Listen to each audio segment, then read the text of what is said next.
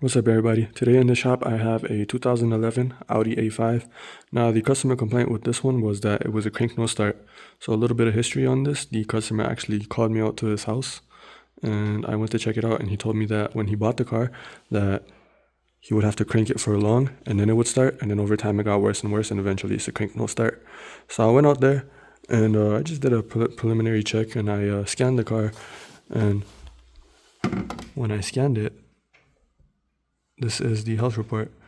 Nothing here concerns me except for the P0016. That's a cam crank correlation code. And on these Audis, 99.9% of the time, that means there's an actual timing issue. It's not like an error with the sensor or anything like that. It's not going to misreport. It's very sensitive to the signals that come in from the sensors. So as soon as I saw that, I told him, yeah, you got to tow it to my shop so I could take like a thorough look at it. So he had it towed here, and the tow truck driver left it on the street, and the driveway up to my garage is sloped, so I couldn't get it in here. So I just decided to try to start it anyways. I pushed the button, and surprisingly it started, although it was running very rough and it was misfiring, you could tell. So I just pulled it in real quick and turned it off. I'm not going to turn it back on. But today let's diagnose this and hopefully fix it. Alright, so here's the thing. I got my scanner hooked up, and on some of these Audis what you're able to do is go into the ECU and do live data, and you'll be able to select camshaft adaptation intake phase. So when you look at that, you look at this value and it should be within spec. The spec is plus or minus, I think, 5.75 degrees. Now the issue with this is that, first of all, you need to have the car running to be able to look at that value. I'm not going to crank the car now because the battery's dead. You could see 10 volts, and honestly I don't know where my charger went. But the other issue is that I believe there was 2 revisions of these cars, and on the second revision they switched ECU manufacturers. So this value no longer reports for some of these model Audis. Now the Audi guys can correct me if I'm wrong, but that's what I was seeing according to my research. So we're not going to be able to look at this. So we're going to need to manually verify the cam and crank timing. Now how can we do that? There's a few ways which I could show you. Number one, of course, the guaranteed way would be to hook up a oscilloscope to the cam sensor and the crank sensor, look at the correlation, compare it to a known good. And then number 2 would be to look at the timing inspection cover. There's a little port, you pop it out, it's one-time use, so you're gonna have to replace it if you pop it out. And you'll be able to look at the timing chain tensioner, and if it's too stretched, then you'll know that the timing chain has stretched. So let's go ahead and look at that, and then we'll discuss.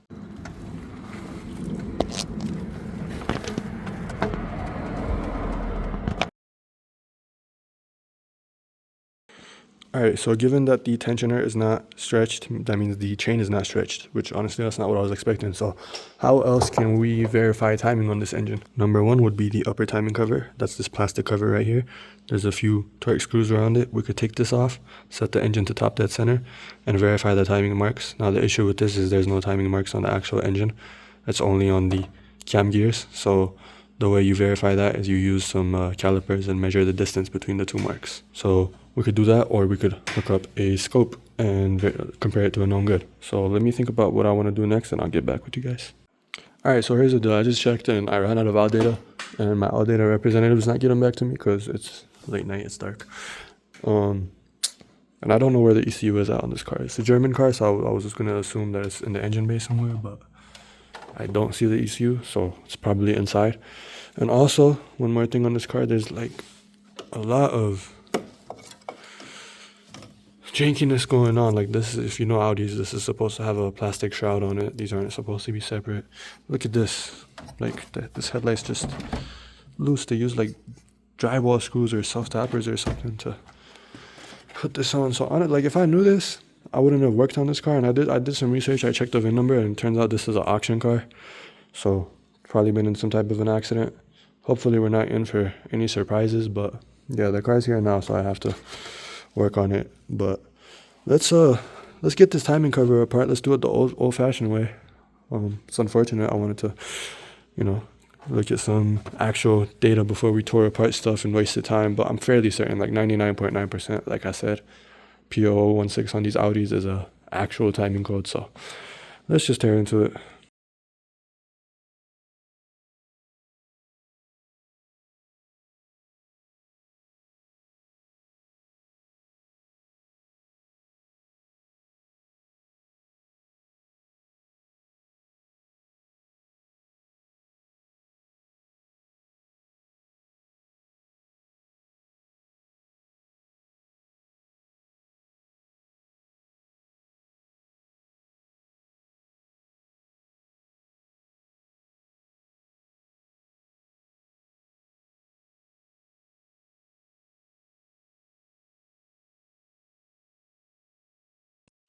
Alright guys, I got the front clip apart over there. Condenser just moved to the side. Bumper, crash bar, you could see it's been in an accident. And I mean, this thing was ridiculous, man. This bumper was held in with, this side of the bumper was held in with drywall screws. And a bunch of like barbed wire. And then obviously you guys saw that headlight. And yeah, this car, man, if I knew I wouldn't have worked on it, I'm telling you guys. But anyways, so here's what we're working with. Here's the inspection port you saw for the timing chain. We could take this upper timing cover off, put the engine to top dead center, and then verify the timing that way. I think that would be the smartest way to do it instead of just pulling everything apart right away. But yeah, first thing I'm gonna do is take this belt off. Pretty simple belt, and then we'll go from there.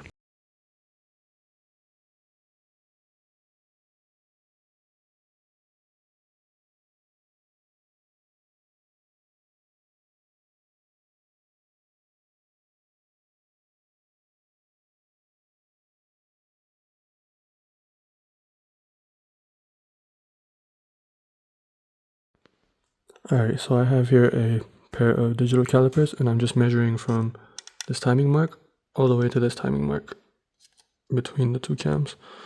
And you can see I have 123.3. So I have to compare that to the specification.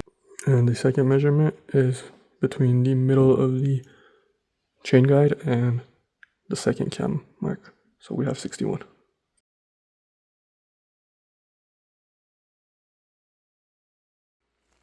Alright guys, so as you can see, things look a little different since the last time I was recording.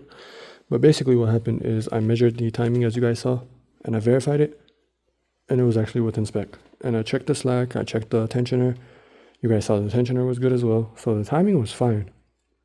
Now that whole time I was kicking myself because I was like, why did I not verify with the picoscope? Because if the computer's throwing a code, you can't just blindly trust it. You know, you got to verify it yourself. That's the whole thing about guaranteed diagnostics and data-driven diagnostics. So anyways, here's one of the sensors. I was able to find it. I still don't have all data, but I was able to do some research and find it. So this is the cam sensor right here. Now, I want you guys to take a look at the crank sensor. So we're going to go dumpster diving.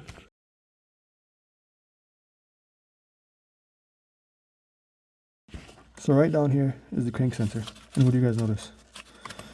Not the plug. The plug is broken though. It just pulls out. It was plugged in, but it's in there just loose. It's wiggling. You see that? No, there's no screw in it right now. But I took the screw out, and this is what was holding it in. This is a Phillips screw. This is not for a car. This doesn't belong anywhere on a car. This is like a house screw. This is for hanging pictures. So what I did was I put it back, and I found the right torque screw. I have screws. It's the same screw over here, same bit, same thread. And so I put it in there. So let me go ahead and put it in there now that I've shown you guys, and I'll get back to you. Alright guys, so now it's in there. You could kind of see the screw from here. There it is. And it's sitting flush with the actual engine block. Before, it was kind of sideways. The top of the sensor was hanging out. So now, let's enter. Let's just put this back over here. I'm going to try to start the engine now. See what happens. I'm going to clear the codes and try to start the engine, and I want you guys to watch this. Alright, so here we are in the car. I cleared the codes. There's no more engine or transmission codes. There are some other random codes, but that's not important. It's complaining about the central access module or whatever it's called on these Audis, but there's no key light or anything. So anyways, let's go ahead and try to start it. Here's the moment of truth. Okay, the battery's dead. Let me jump it and I'll be back. Alright guys, so I got the jumper hooked up and I was recording and I just tried to start it and it wouldn't start. So I read the codes and there was literally nothing except for the ambient air temp sensor. That's not important. So I went to check and the crankshaft sensor was unplugged. I guess I forgot to plug it back in after putting the bolt back in it. But that's ridiculous that it doesn't give you a code for that. That's actually crazy. But anyways, now everything's plugged in. Jumper's hooked up. Let's try to start it.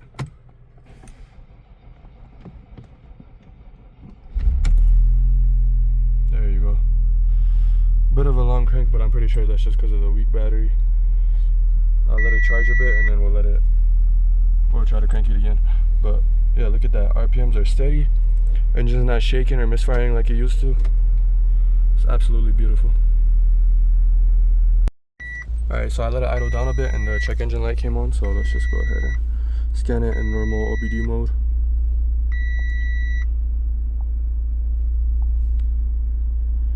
So we have the ambient air temperature sensor, and then the rest of these are permanent. That's just from when I had it unplugged. So drive cycle will take all these away, and then these two, which are the same, those will stay.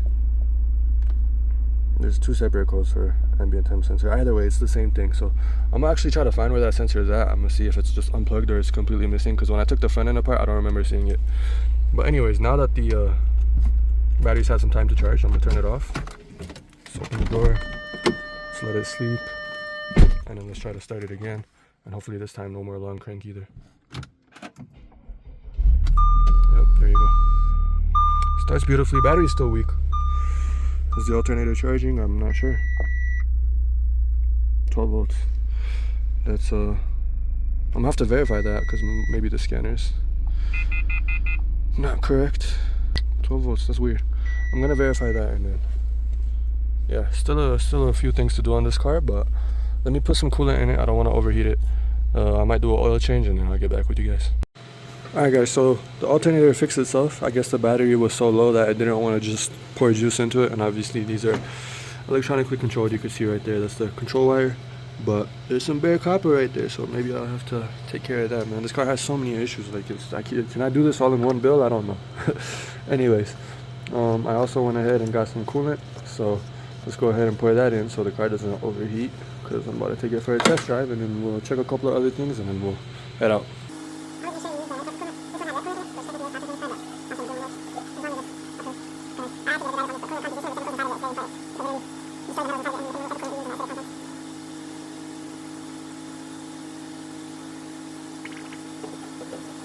Alright, another thing, the thing we kept getting a check engine light for was the ambient air temperature sensor.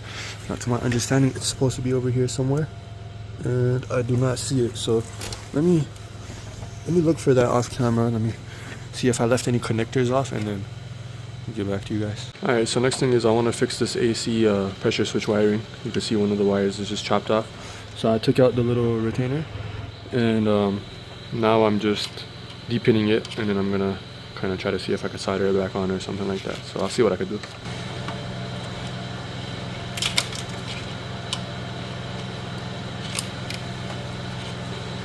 So we got that. It's perfect. That's all we need really. And then let's take off the weather packing and see how I could reattach this wire to it. So actually, I'm gonna have to open it up, take out the weather packing, and then see if I can solder it. So let me do that. Alright, so here's the setup.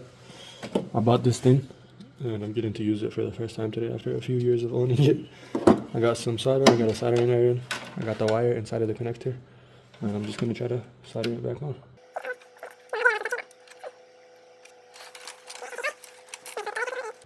Close this up, so let me go ahead and do that real quick. Alright, so there's the finished product.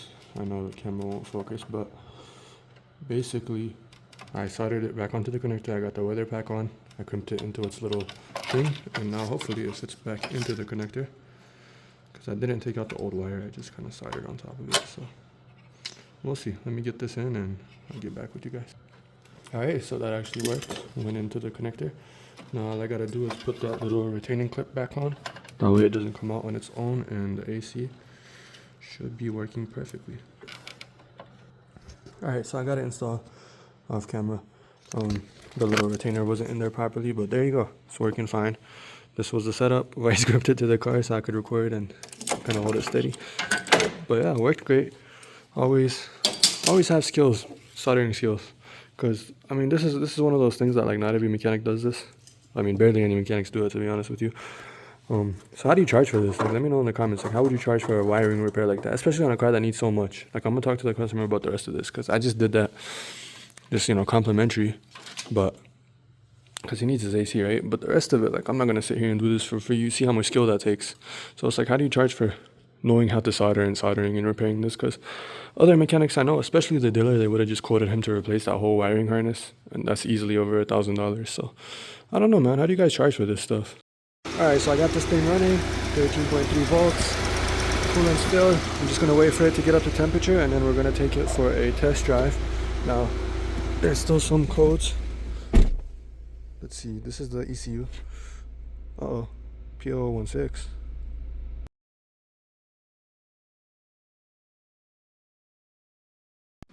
Alright, so I was trying to take the car for a test drive, and it's throwing the code for AC pressure sensor, which is the wire we repaired, right?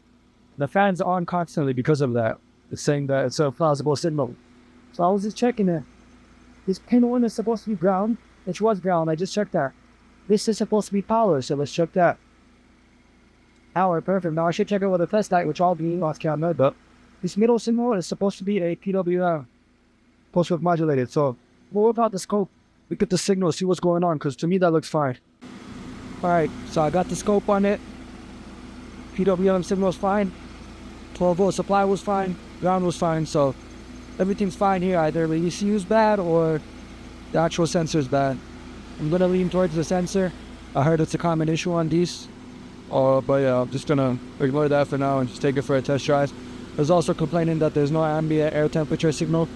Not only do I not know where that sensor is at, I can't even find the connector for it. So, oh man. Alright, let's take it for a test drive. Alright, so I got this thing pulled out the garage. Let's take it for its first drive.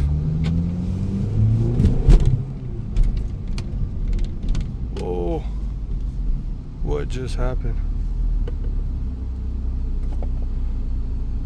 Man, that thing is not happy.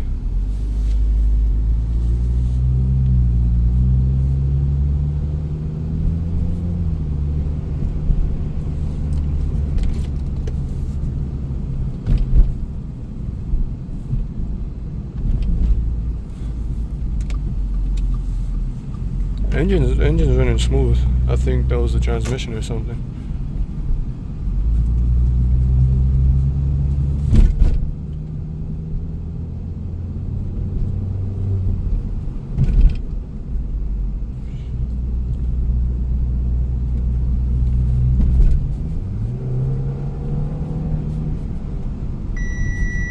Do not exceed max engine speed of 4,000 RPM. Uh-oh, what's going on now? Let's pull over, let's give it a scan. It just like locked up earlier, you guys saw that, and then kind of just, I don't know, threw itself into gear. Felt like the transmission, but let's see. Let's give it a scan. Uh-oh, switch engine off, oil pressure too low. What the hell is going on with this car, man?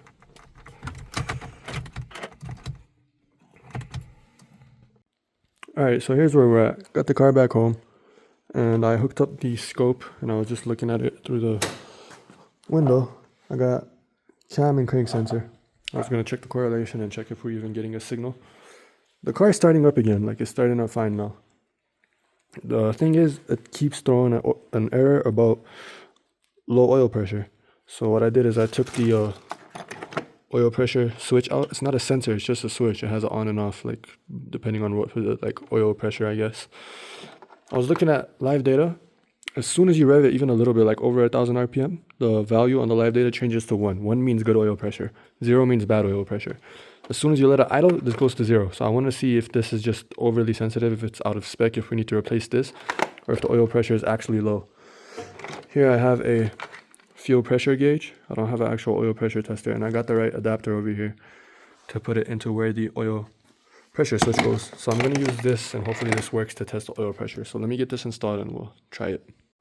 Alright, so here's the setup. I got this connected to the oil pressure sensor. There's a nylon gasket, and then there's an adapter to make it fit to this tube. So hopefully that doesn't leak. I got a gasket in here inside of the fitting, and then a nylon one right there. That goes all the way up to this, and then this is just closed off because this has this thing on it. I don't know why, but I just closed this end off, and then this end goes to the actual pressure gauge. So let's put this on the windshield and let's test it out. And I'll show you guys the picoscope wave as well, and we'll crank it and see if the car even starts now. Alright, so we're in the car. There's the scope, there's the oil pressure. I can barely see it, but let's see if the car even starts right now.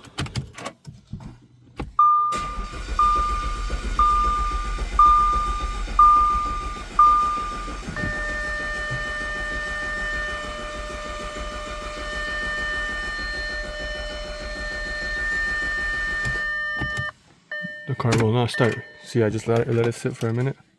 No, it won't start. What's going on? Alright, so after finally cranking it a bunch of times, I got it started. You could see clear signal right there, and then oil pressure. I'm at idle right now, so like around 800 RPM.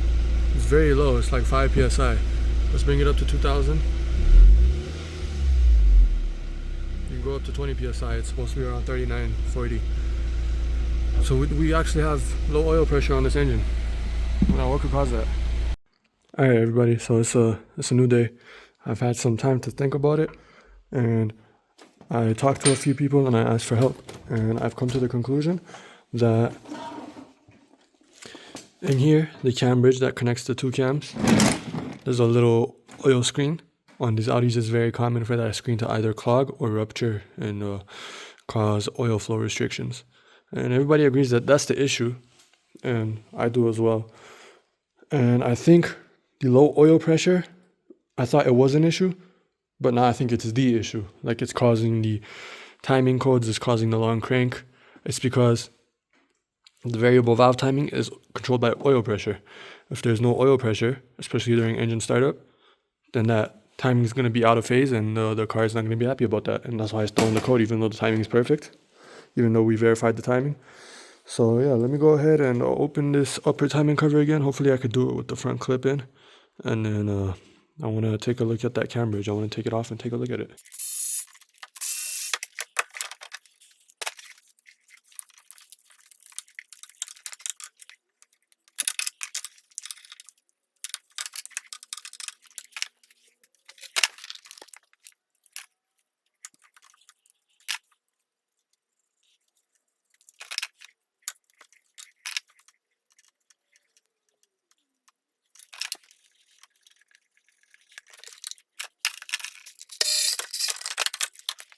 Alright guys, so as you see, I got the cover out without having to remove this. It was a bit of a struggle, but that's fine.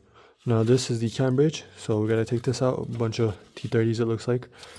This should pull out. This is a triple square, and then there's a special socket for that side, and it's reverse thread. So anyways, let me get this off and then we'll continue.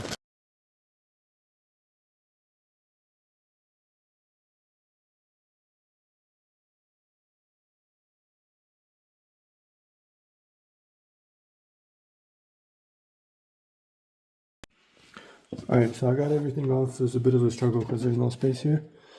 I got the triple square off here, and then I got the actual plunger off with the special socket, and you could see it's moving freely. It's not stuck or anything.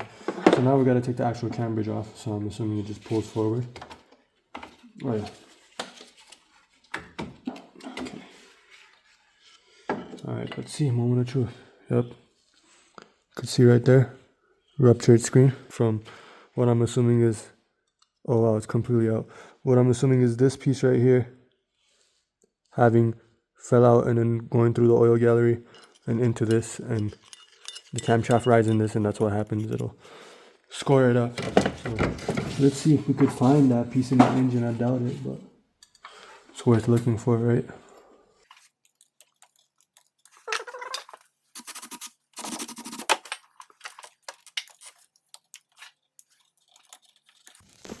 Alright, so here's the actual camshaft, and you could see how scored it is. Oil comes in through that port and goes through here. So this comes from the oil pump, goes through here, and then it comes here. And look how scored that is. And this is the actual cam bridge that I was talking about. This is the ruptured screen right here. You can see it's actually just loose. And then this is where the camshaft rides in. And look how badly scored that is. So oil pressure could be escaping from there. Because remember, the oil has to come in through the plunger, right through these little ports. And that's what advances or retards the cam right here. So yeah, if we can't build oil pressure here, then obviously the cam's going to be out of timing, and we're going to get that P0016. But what I want to do is try to take this out, clean it up, make sure it's in good condition, throw it back together and see if we can restore oil pressure. So let's get this out of here. And then you want to make sure this ball right here is spring loaded, but I think that's actually fine. You can see it goes back and forth. And the ball hasn't like popped out or anything, so that should be okay. So let's slap it all back together after all that hard work and let's see what happens.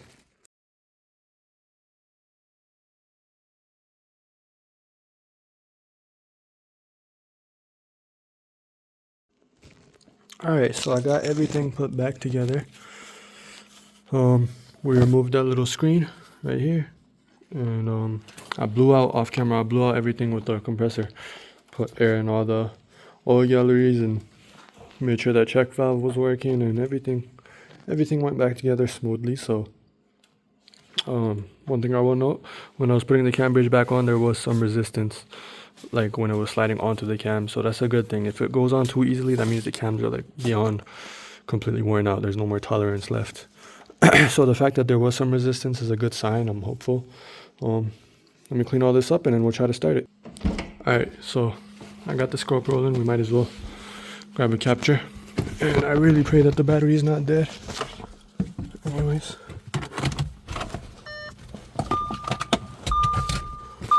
Alright, let's give it a try.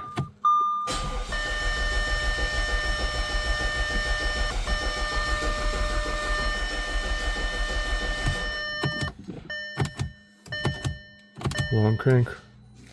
Let me give it a scan. Let's see if there's anything we should see in the scan tool. Alright, so scanned it and we still have the P0016. Obviously we have the reduce oil pressure because that's disconnected in place with my gauge. And we got this new code, P0341. So I don't know. Let me clear these out. We'll try to start it again. And we'll look at RPMs while we do that. Alright, so codes have been cleared. Let's try to crank it again.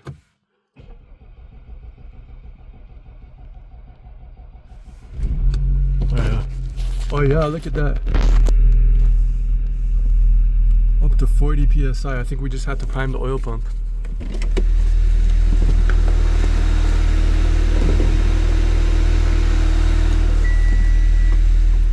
Wow.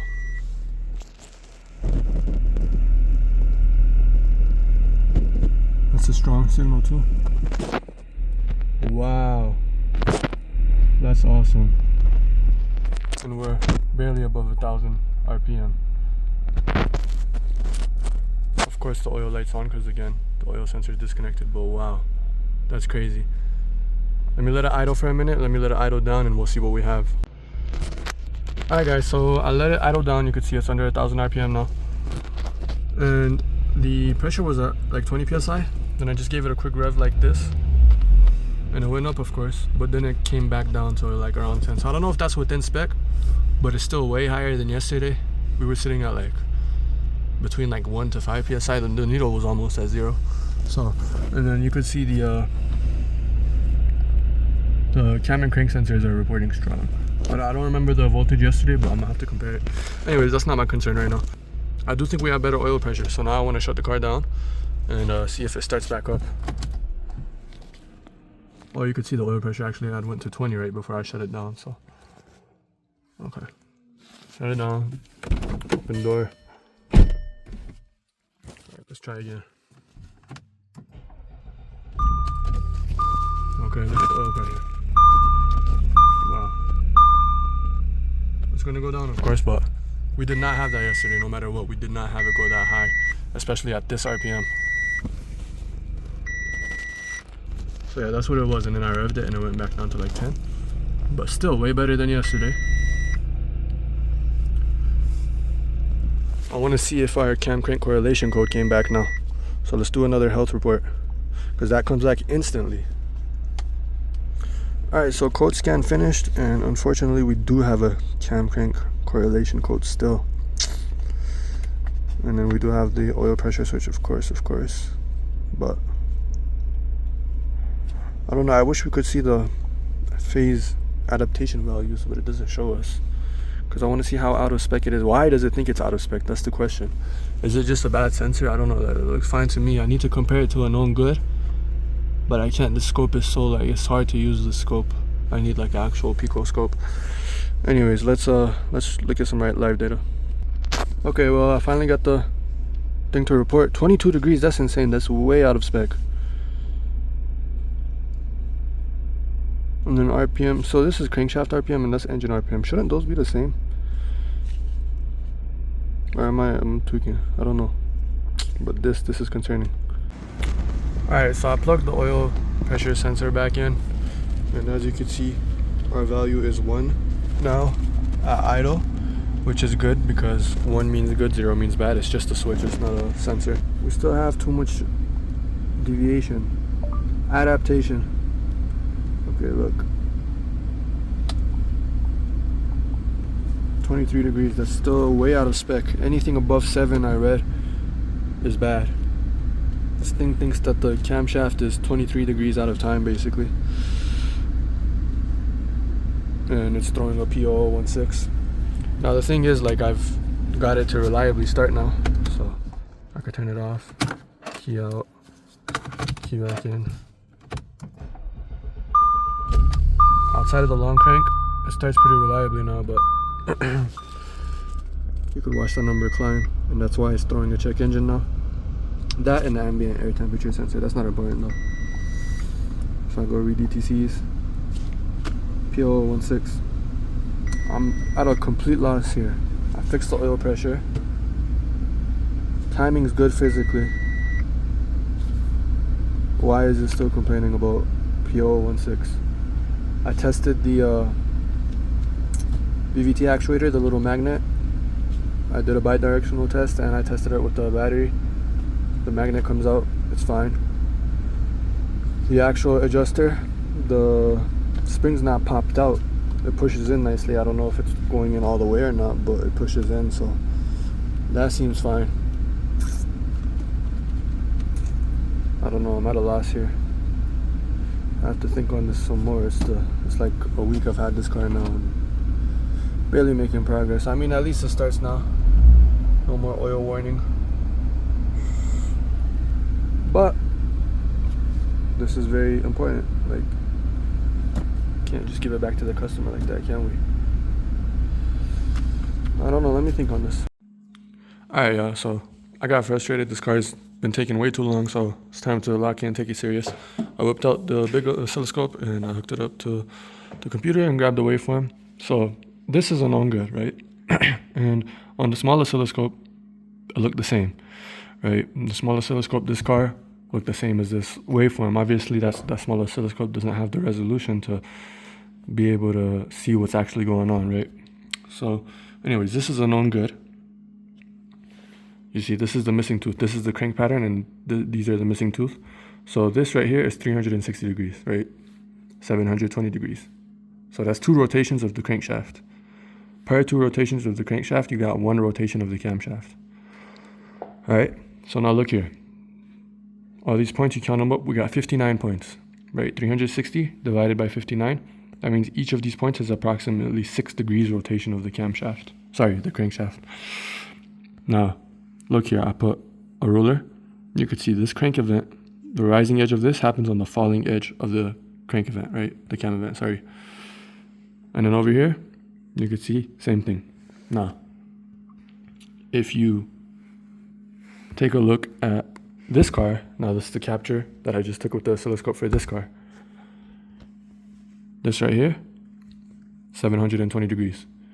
You can see I put rulers here and here, and this is the cam event. Now look at this. If you look really closely, you can see that the cam event happens about 4 degrees, or sorry, 4 little points before the falling edge, right? So now with our math, 360 divided by 59, we confidently can say that each of those points is about 6 degrees. So what does that leave us with? 24 degrees. The cam event is happening 24 degrees before it should. And that's exactly what the scan tool was showing that our deviation was. So with the scope, we've been able to capture the exact problem. So the sensors are okay, the computer's okay, it's actually a problem. And now that leaves us with a few possibilities. Either the reluctor wheel, the tone ring on the cam or crankshaft has moved, which is very unlikely, or the camshaft has bent, or the camshaft variable valve timing is stuck, right?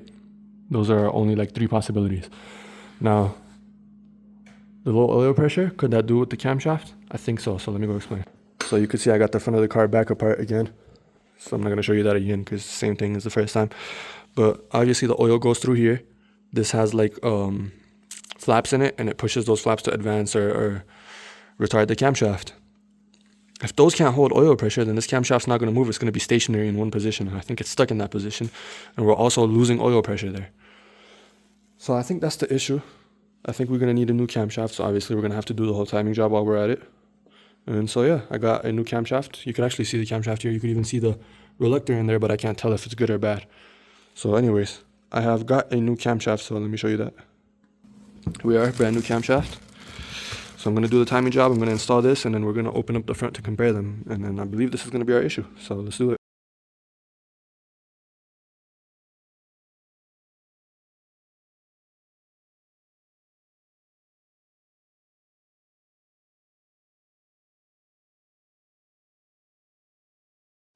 Alright guys, so I got all the timing components off. This is the main timing chain, so I'm going to compare that to the new chain and see how much stretch there is in it, but I don't think there's much. This is the balance shaft chain, and then the oil pump chain is just hanging out here. Don't gotta replace this. Don't want to drop the oil pan. I might drop the oil pan anyways just to check the oil pickup tube, but we'll get there when we get there. Anyways, so everything timed perfectly. Like you could see the balance shafts. The 2 dots are right there. This dot lines up with that. This obviously, this is just loose, so you can line it up yourself, but perfect. Now, the issue, I don't know if the time-lapse showed it. I was recording in time-lapse, but the issue became apparent as soon as I released the tension on the main timing chain. As soon as I released that one. Take a look at this. That's the cam phaser. That should not be able to move that easily. So, this thing is holding absolutely no pressure, has no resistance, nothing. This skipped back a bit too. I'm gonna have to retime that, that's fine. But yeah, there you go. That's our issue, just as I suspected. Let's go take a look at the new camshaft, and you can see this thing is solid, does not move at all. Like I can't even force it. So yeah, that's our issue. Anyways, gotta take the top off now and then slap the new camshaft in there and put it all back together. So let's do that.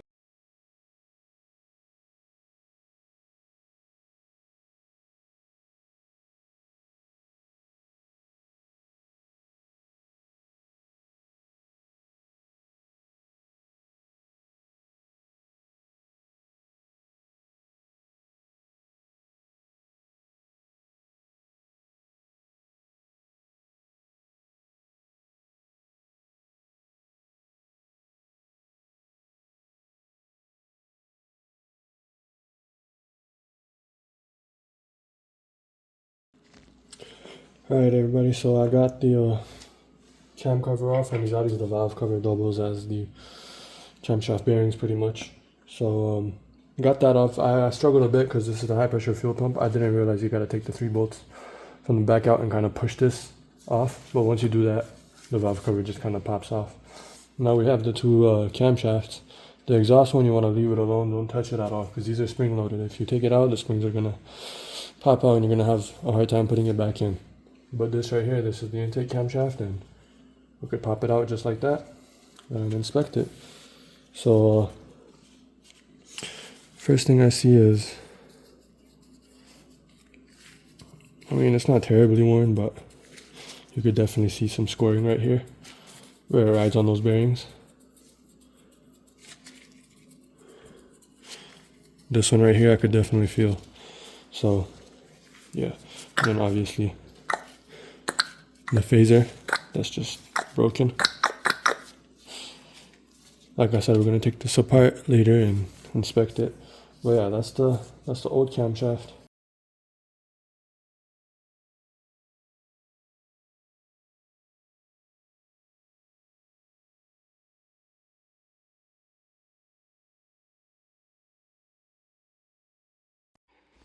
Alright guys, so I got everything in time, all the tensioners and everything have been installed. You can see the timing marks at the top. And I've already done this a bunch of times off camera, but I want to just do it one more time on camera. We'll rotate the crank twice, and we should be right back where we were on our timing marks. So that's once, and you can see I put a white mark there just for my own reference. It's easier to know where you're at.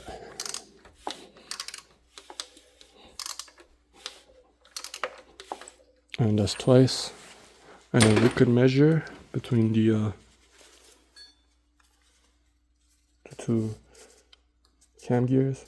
You can see we have exactly 124. So we're good as far as that goes. Ready to button this up.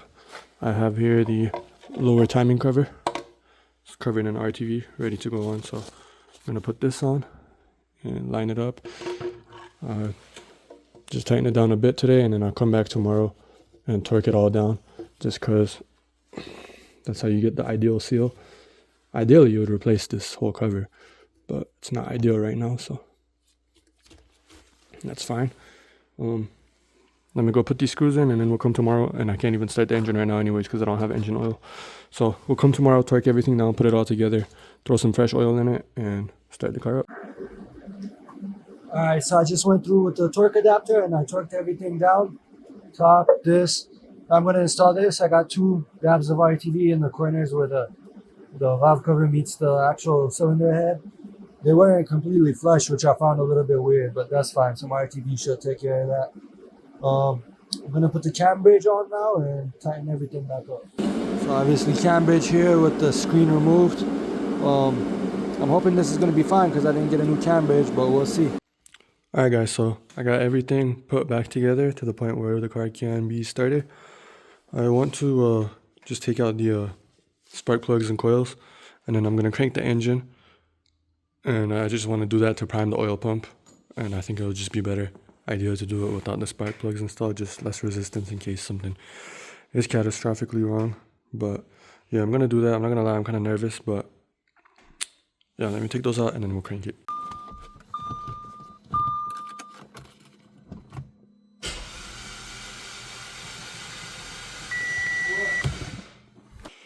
Alright, so cranking went smooth, no weird sounds, so I got the spark plugs and coils back in.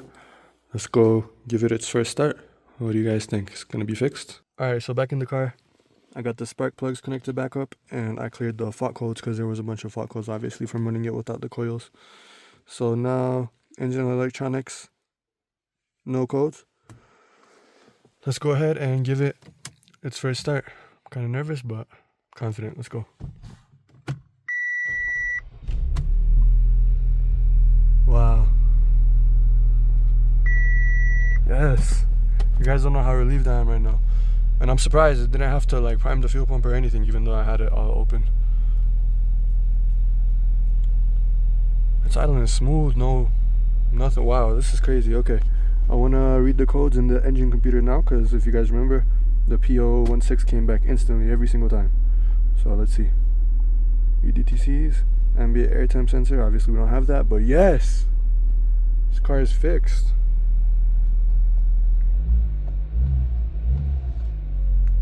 Let's give it one more start.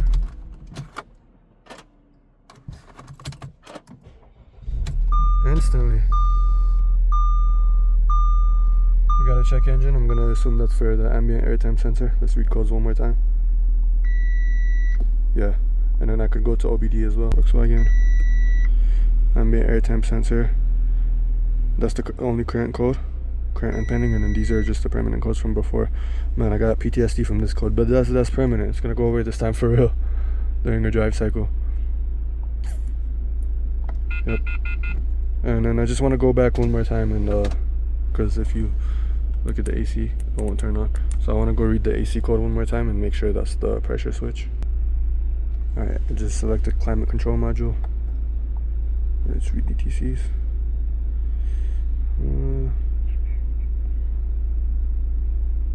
Yeah, pressure sensor, implausible signal. I don't know what these are. The ECM, obviously, that's the ambient air temperature sensor. So yeah, actually I want to see if we could bypass that ambient air temp sensor so we could give this back to the customer without a check engine light.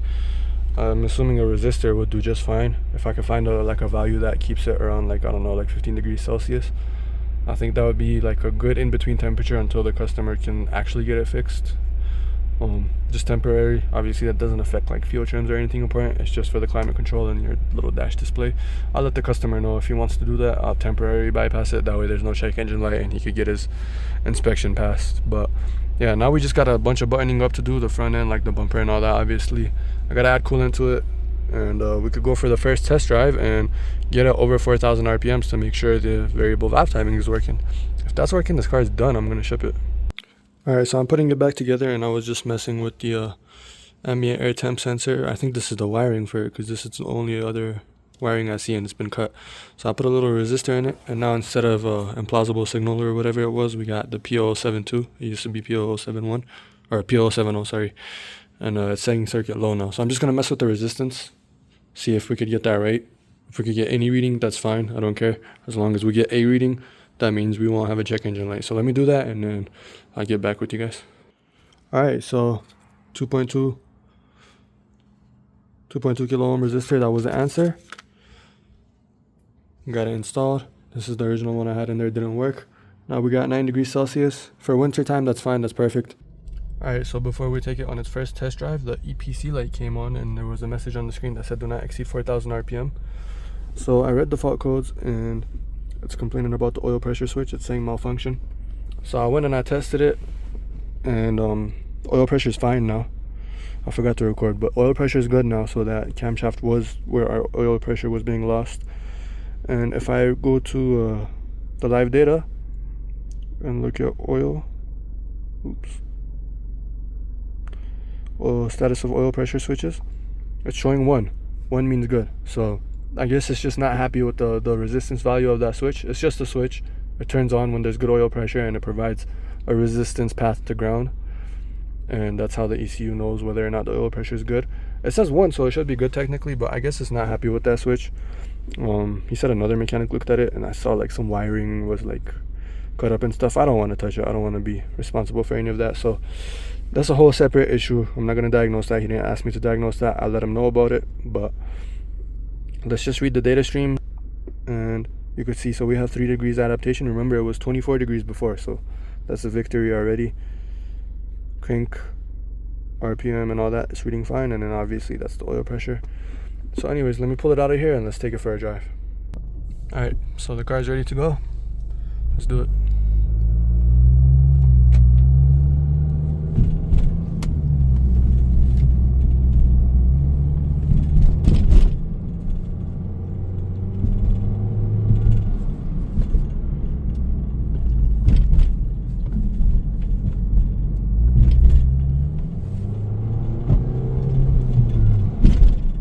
Driving beautifully. I think it's honestly in some type of limp mode where it shifts below 4,000 RPM because it's not happy with that oil pressure switch, but it feels nice. It feels fast. Like I wouldn't notice if I didn't know. And like I said, I'm gonna inform him about that, and if he wants to have that diagnosed, it's gonna be a separate thing. But the main complaint is fixed. The no start long crank.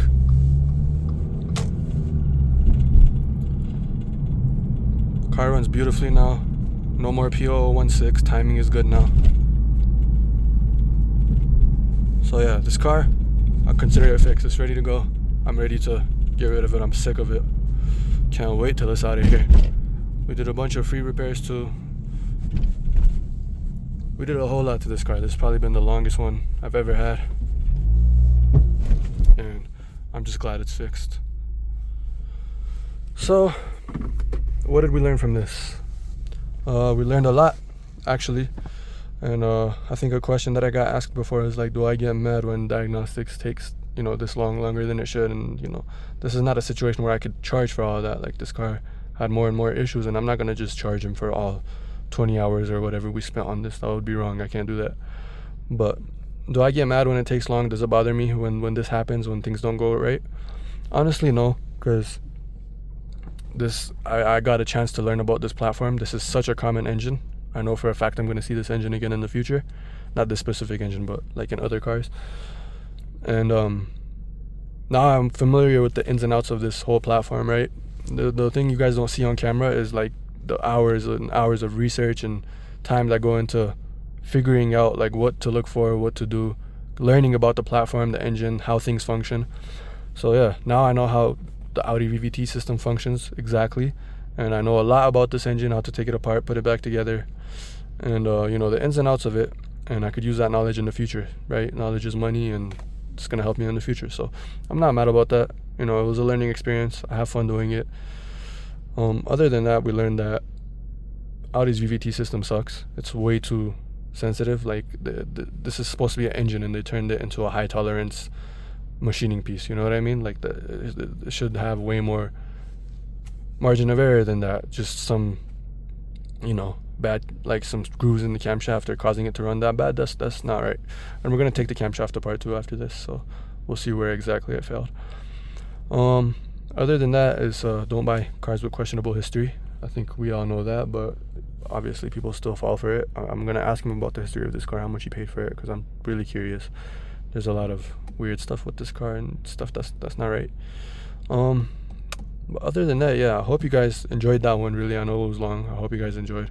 Hope you guys learned something as always, and I'll see y'all next time. Alright, so just as I promised, taking apart the camshaft. I already took it apart off camera. This is the bad one, by the way. So just a few screws around it.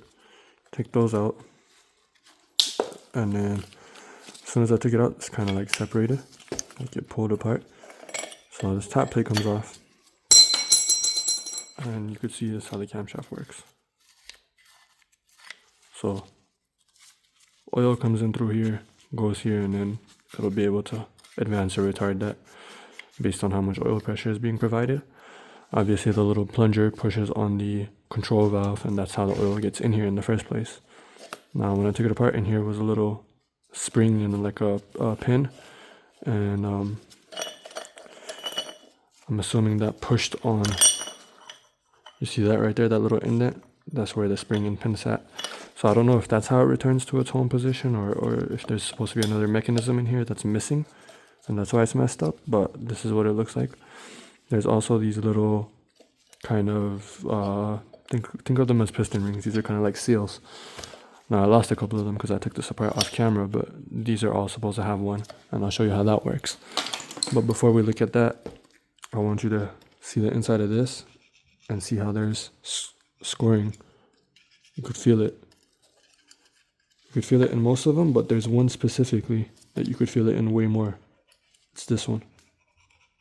Don't know if you could hear that on camera, but I'm assuming that little screen, like that little piece of the screen from the cam bridge, got in here and somehow was just riding in this one specifically, because this one is way more scored. Now let me take this off, and maybe you guys could see it better. But oh yeah, you can see scored. And then the rest of them, it's like, you see the discoloration, it's like as if it overheated.